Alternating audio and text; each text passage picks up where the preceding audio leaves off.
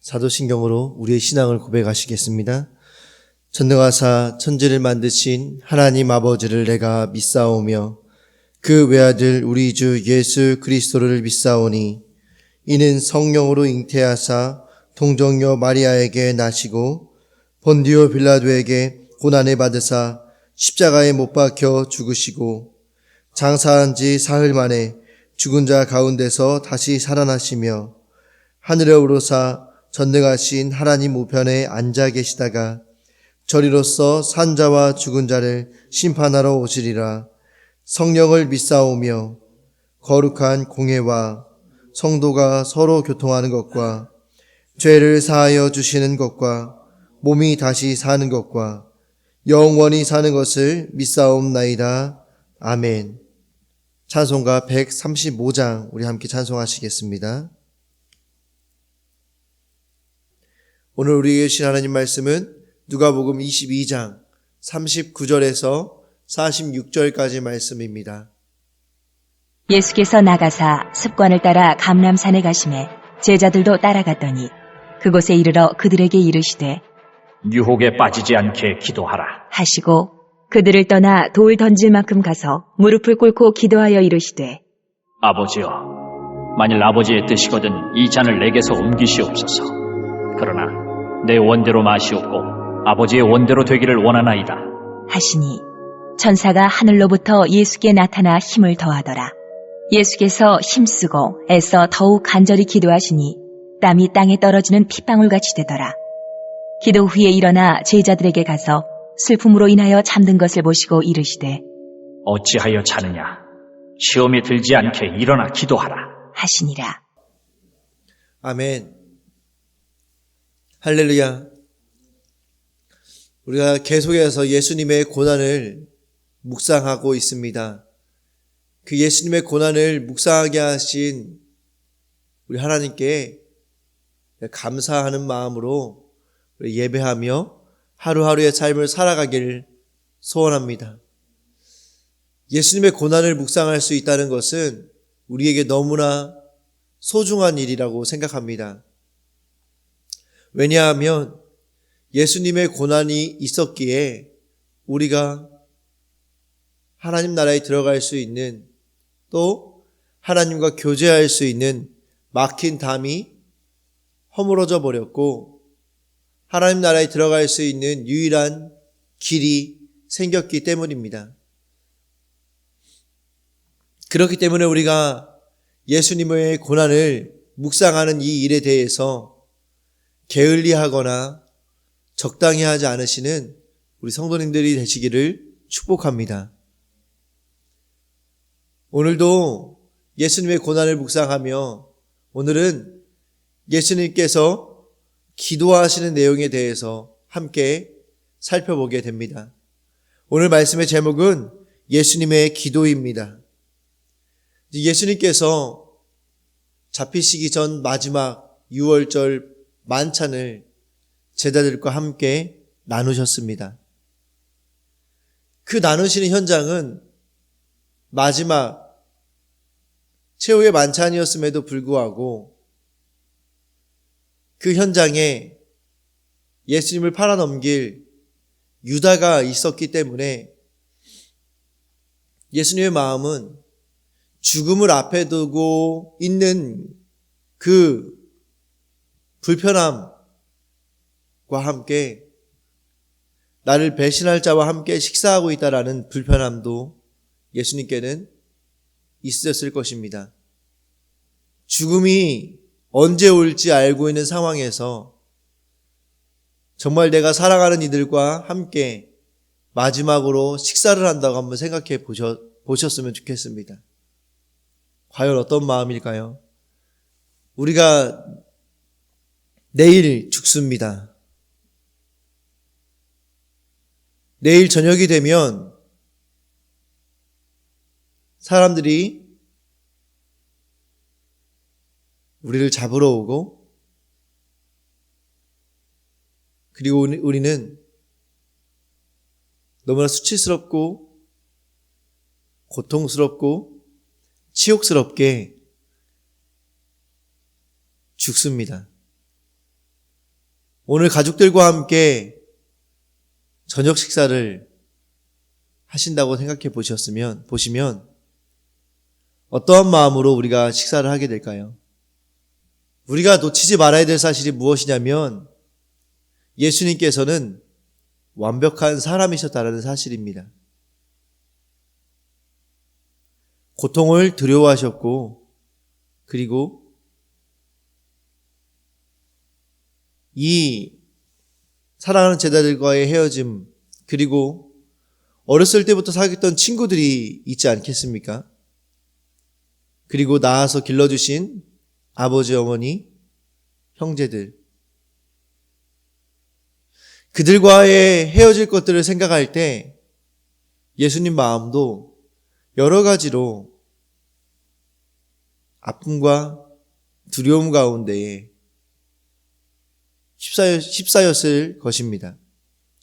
그런데 예수님께서는 그 마지막 그 식사 자리에서 두려워하거나 불안해하시거나 불편해하신 것이 아니라 정말 제자를 사랑하는 마음을 가지고 그들과 함께 떡과 잔을 나누는 그 일을 감사함으로 기쁨으로 그 일들을 감당하셨습니다. 그렇게 마지막 만찬을 마치신 이후에 예수님께서 취하신 행동은 무엇이었냐면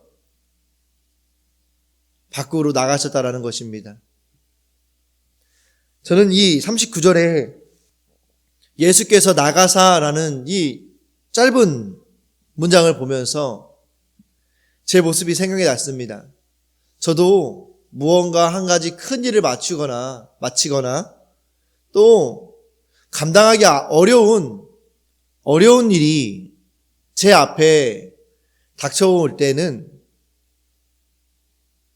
어딘가로 가고 싶은 마음이 드는 것이 제 마음이었던 것 같습니다. 우리 사랑하는 성도님들도 그런 마음이 있으시지 않으십니까? 흔히들 이제 이 남자에 대해서 이야기를 할 때 남자에게는 반드시 동굴이 필요하다라고 이렇게 이야기합니다. 동굴. 그 동굴이 필요한 것은 무엇이냐면 혼자서 생각을 정리하고 혼자서 쉼을 누릴 수 있는 무언가의 동굴이 필요하다라고 이야기합니다. 저는 제 동굴은 잠을 자는 것이었던 것 같습니다. 잠. 특별히 스트레스를 받거나 힘든 일이 생기면 어려운 일이 생기면 잠을 잡니다. 잠을 자고 일어나면 그래도 좀 기분이 풀리고 그 일을 다시 마주할 수 있는 용기가 좀 생기고요. 오늘 예수님께서 나가사라는 말씀 저에게 적용한다면 잠을 자사 이렇게 될 수 있을 것 같습니다. 잠을 자러 나가사. 우리 성도님들에게는 어떤 방법이 있으십니까? 여러 가지 다양한 방법들이 계실 것입니다.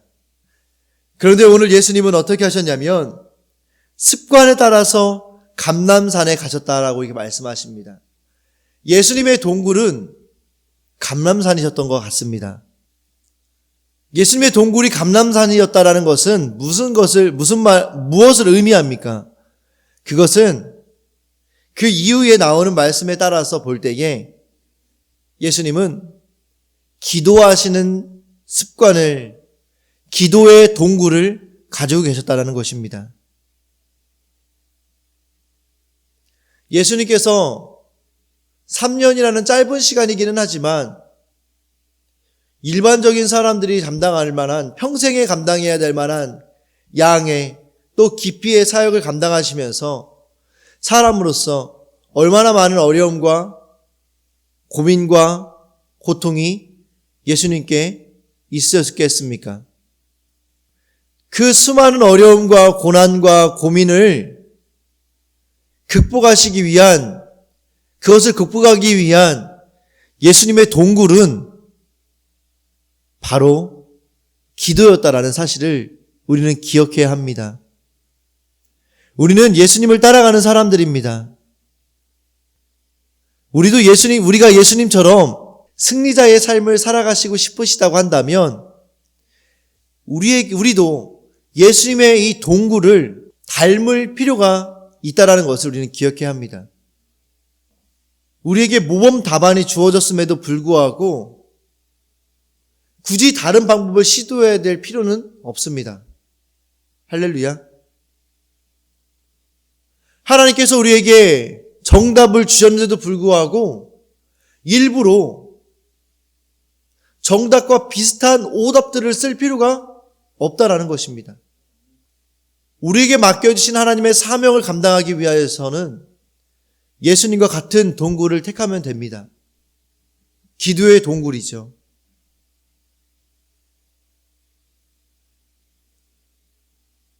그런데 놀라운 사실은 무엇이냐면 기도의 동굴을 택하는 것이 가장 어렵고 멀게만 느껴진다라는 안타까운 현실입니다. 기도하는 자리에 가기까지 우리는 너무나 어렵다라는 것입니다. 그렇지만 이제 우리가 알았잖아요. 지금까지는 기도를 했어도, 기도를 하셨어도 무언가 나만의 시간이 필요하고 나만의 동굴이 필요하다 여기셨던 우리 사랑하는 성도님들도 계시겠지만 이제 우리가 다시 한번 알지 않았습니까? 무엇을 아셨습니까? 예수님의 동굴은 유일하게 기도하는 것이었다라는 것을 아셨잖아요. 그렇다고 한다면 이제 우리가 결단하고 나아가면 됩니다. 오늘 하나님 앞에서 하나님, 제가 다른 동굴이 아니라 제가 가지고 있던 그 동굴을 이제 과감하게 포기하고 기도의 동굴로 나아가겠습니다 라고 결단하시는 오늘 이 시간이 되어주시기를 축복합니다.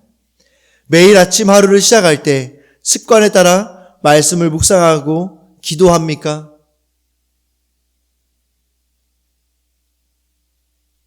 기도하십니까? 말씀을 묵상하십니까? 죄송합니다만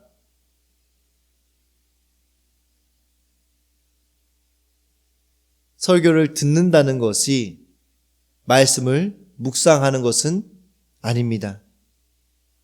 설교를 듣는 것은 말씀을 묵상하는 것을 시작하는 것입니다.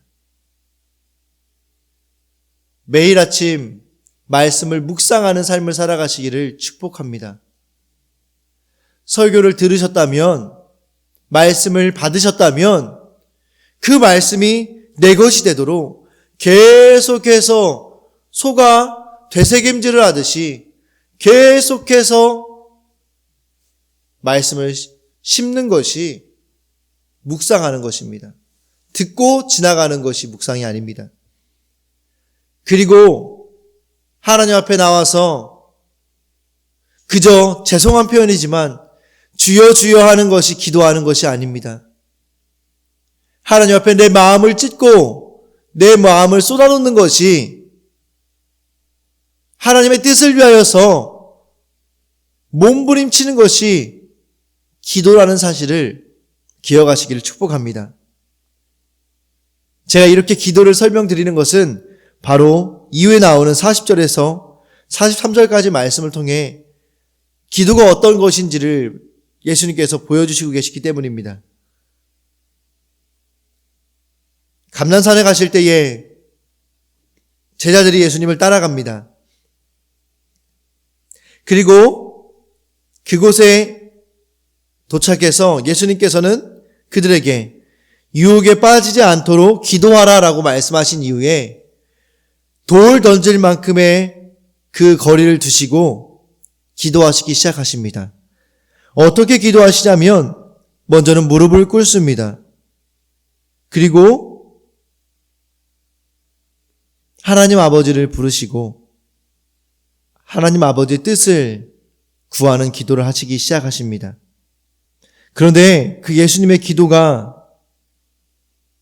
어떻게 보여졌냐면 44절 말씀에 보시니까 예수께서 힘쓰고 애써 더욱 간절히 기도하시니 땀이 땅에 떨어지는 핏방울 같이 되더라.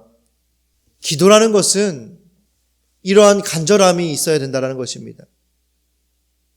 하나님 앞에 내 마음을 쏟아놓기 위하여서, 하나님의 뜻을 깨닫기 위하여서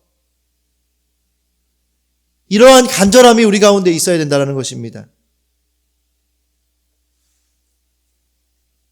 그때의 43절 말씀에 그렇게 예수님께서 간구하실 때에 천사가 하늘로부터 예수께 나타나 힘을 더하는 것을 보게 됩니다.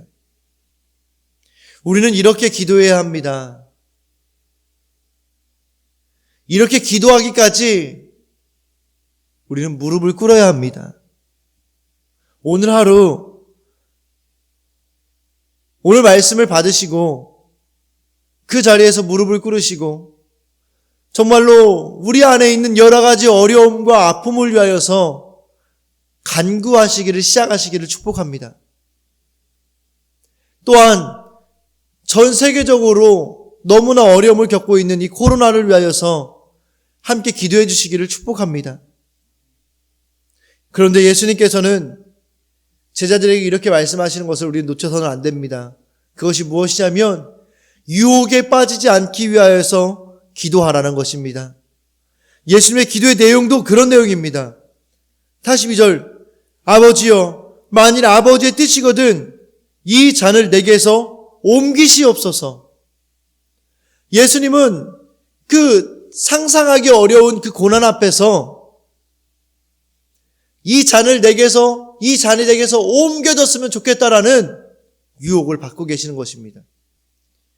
그 일을 위하여서 이 땅에 오셨다라는 사실을 정확하게 알고 계시지만 예수님도 나도 이거 하고 싶지 않다라는 유혹 앞에서 흔들리고 계시는 거예요. 그렇게 보면 예수님이 습관에 따라 기도하셨던 이유 중에 하나는 무엇이냐면 하나님께서 맡겨주신 그 사명 앞에 그 사명을 감당하는 데 있어서 유혹이 있으셨다라는 것을 우리는 조심스럽게 바라보게 되는 것입니다. 예수님께서도 유혹이 있으셨는데 그 고난 앞에서 그 고난을 감당하고 싶지 않은 유혹이 있으셨는데 우리는 어떠하겠습니까? 사실 예수님을 비교하지 않아도 많은 유혹이 있지 않으십니까? 저부터도 너무나 많은 유혹이 있습니다. 아직 저는 젊지 않습니까? 하나님 앞에서 제 심장을 내어드릴 수 있을 만한 열정과 뜨거움이 제 안에 있지 않겠습니까? 그런데도 불구하고 때로는 모든 것들을 그만하고 싶다라는 유혹이 제 안에 너무나 많이 올라온다라는 거예요. 부모님과의 관계 속에서, 또 저와 아내와의 관계 속에서, 또 때로는 너무나 어려운 환경 가운데에서 모든 것들을 그만하고 싶다라는 생각들. 특별히 재정적인 부분이 어렵기 시작하면 내가 어차피 목사이기 때문에 예배는 드리니까 예배 시간을 피하여서 돈을 벌러 가볼까? 라는 그런 유혹들 얼마나 강하게 오는지 모릅니다. 제가 아직 젊잖아요. 젊다 보니까 더 그런 유혹들이 더 많이 생기는 것 같아요. 아직은 제가 몸을 써서라도 무언가를 할 수가 있으니까. 그 유혹을 받지 않기 위해서 우리는 예수님과 같이 기도해야 되는 것인 줄 믿습니다.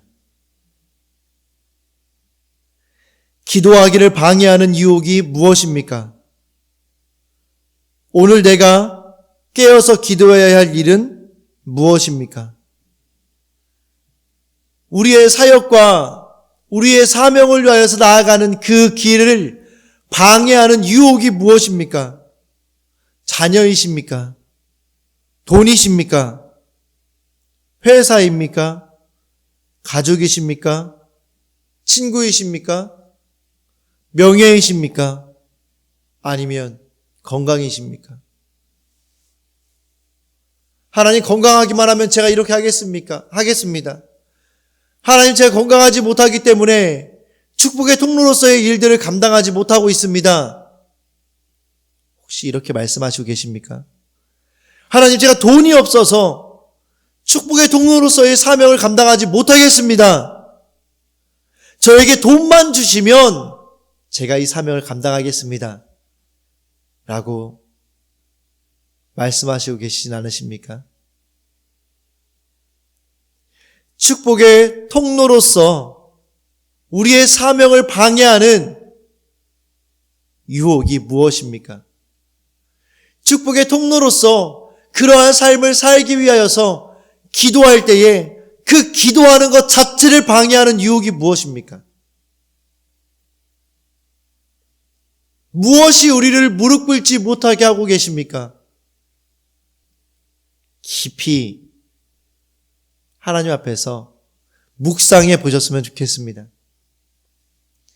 기도하는 것 자체를 방해하는 것이 무엇인가? 또 그것을 극복하시고 기도하시며 하나님께서 축복의 통로로 세우신 내 사명과 내 사역을 방해하는 것이 무엇인가? 오늘 함께 깊이 묵상하시는 시간이 되어지시기를 축복합니다. 마지막으로는 예수님께서 시험에 들지 않게 기도하라라고 말씀하시는 예수님의 말씀을 우리는 듣게 됩니다. 45절 말씀에 그렇게 땀이 핏방울이 될 정도로 기도하신 후에 제자들에게 가서 잠든 것을 보십니다. 그리고 예수님께서는 그 제자들을 깨우시면서 시험에 들지 않게 일어나 기도하라라고 말씀하십니다. 우리는 신앙생활을 하다 보면 시험에 들게 됩니다. 시험에 들게 되는 것은 여러 가지 이유로 우리가 마음의 상처를 받게 된다는 것을 의미하겠죠. 열심히 하시는 성도님들은 열심히 하시는 대로 상처를 받습니다. 또 열심히 하시지 않는 분은 열심히 하시지 않는 대로 상처를 받습니다. 어제 한 인터넷 카페에서 제가 가입하고 있는 인터넷 카페에 한 글이 올라왔습니다. 그 글에 어떤 내용이 있냐면 새신자라고 말씀하시는 거예요. 그런데 신앙생활을 처음 시작하는 새신자는 아니고 교회를 여러 번 옮겨서 이제 그 교회에 간 지 얼마 안 된 새신자라고 말씀하십니다. 근데 그분의 고민이 무엇이냐면 처음에 갔을 때 모든 것이 다 귀찮아서 저에 대해서 신경을 쓰지 않았으면 좋겠습니다. 라고 교회에 이야기하셨다라는 거예요. 처음에 갔을 때는 누군가가 나에게 신경 쓰고 관심 갖는 게 싫어서 상처를 받았습니다. 그래서 그렇게 하지 말라고 이야기했어요. 그런데 시간이 지나고 나니까 어떤 것에 상처를 받냐면 이제 아무도 관심을 가져주지 않으니까 그게 상처라는 거예요. 되게 재밌지 않으세요? 그렇지만 그분에게는 얼마나 그게 크고 무거운 문제일까요? 우리는 정말 상상하기도 어려운 일들로 공동체 안에서 상처를 받는 것 같습니다. 하나님께 상처받는 일은 거의 없죠. 거의 같이 신앙생활하고 있는 공동체 가운데에서나 아니면 우리가 생활하고 있는 주변에 만나게 되는 사람들을 통해서 많은 상처를 받습니다. 시험에 들게 되는 것입니다. 예수님께서는 이 시험에 들지 않는 방법으로 기도를 제자들에게 말씀해 주시고 계십니다. 시험에 들 것이 걱정이십니까? 시험에 들까봐 고민하고 계십니까? 아니면 시험에 들어서 어려움 가운데 계십니까? 예수님께서는 우리에게 그 시험에 들 것을 걱정하고 시험에 들어서 고민하고 있는, 아파하고 있는 우리에게 오늘 솔루션을 주십니다. 그게 무엇이냐면 기도하라는 것입니다. 오늘 예수님의 기도를 묵상하시면서 우리가 얼마나 기도하는 삶을 살아왔는가, 우리는 과연 어떠한 삶을 살아왔는가, 그리스도인이라고 하면서도 나는 과연 그리스도인에 합당한 혹은 그리스도인으로서 합당한 모습을 갖추기 위한 삶을 살아오셨는지 돌아보실 수 있으셨으면 좋겠습니다. 예수님의 동굴은 기도하는 것이었습니다. 우리의 동굴은 무엇입니까? 쾌락이시지 않으십니까? 우리가 힘들고 어려울 때 찾아가는 그 동굴이 어디인지 오늘 점검해 보았으면 좋겠습니다. 쾌락이라고 해서 성적인 것만 생각하지 않으셔도 되는 거 아시죠? 나의 유일한 즐거움, 나의 영광을 위한 무언가, 친구가 되실 수도 있고요. 뭐 음주 가무가 되실 수도 있고요. 뭐 여러 가지가 되실 수 있겠죠. 나의 동굴이 어디인지, 무엇인지 우리가 오늘 돌아보는 시간이 되었으면 좋겠습니다. 그리고 유혹에 빠지지 않기 위해서 기도하시고 시험에 들지 않기 위해서 기도하시는 우리 사랑하는 성도님 되시기를 축복합니다. 그래서 우리가 기도하는 우리가 되어서 예수님과 같이 하나님께서 우리에게 맡겨주신 그 사명, 축복의 통로로서의 그 사명을 아름답게 감당해 나가는 우리 사랑하는 성도님들 되시기를 축복합니다. 함께 기도하시겠습니다. 하나님 감사합니다. 오늘도 우리는 예수님의 고난을 묵상합니다. 우리가 구원받아 예수님의 고난을 묵상하게 하신 은혜를 너무나 감사합니다. 예수님의 이 고난은 우리를 구원하기 위한 고난이셨고 아픔이셨다는 것을 우리는 깨닫습니다. 주님, 우리가 이 사순절 기간 동안 매일매일 주님의 고난을 묵상하며 십자가의 그 사랑과 은혜가 얼마나 크고 놀라운 것인지를 우리 안에 깊이 새길 수 있는 귀하고 복된 시간 될 수 있도록 인도하여 주시옵소서. 그리하여서 이제 우리가 우리를 구원하신 예수님, 우리를 사랑하신 그 예수님을 쫓아 하나님의 기뻐하시는 일을 위하여서 살아갈 수 있는 우리가 될 수 있도록 인도하여 주시옵소서. 이 일을 위하여서 예수님께서는 항상 기도하셨다라는 사실을 오늘 깨닫게 됩니다. 우리도 우리의 모든 사역과 모든 사명 앞에 기도하게 하시고 또한 주님 앞에 하나님 앞에 예수님과 같이 땀이 핏방울이 되듯이 간절함과 최선을 다한 노력을 가지고 기도하며 나아가는 우리가 될 수 있도록 인도하여 주시옵소서. 또한 시험에 들어 아파하고 힘들어하고 계시는 성도님들 계십니까? 유혹을 인하여서 어려워하고 계시는 분들이 계십니까? 그 모든 문제는 기도할 때 해결되는 줄 믿사오니 이제 우리가 주 앞에 기도하며 나아감으로 말미암아 그 유혹과 시험 가운데에 당당히 승리하는 우리가 될 수 있도록 인도하여 주시옵소서.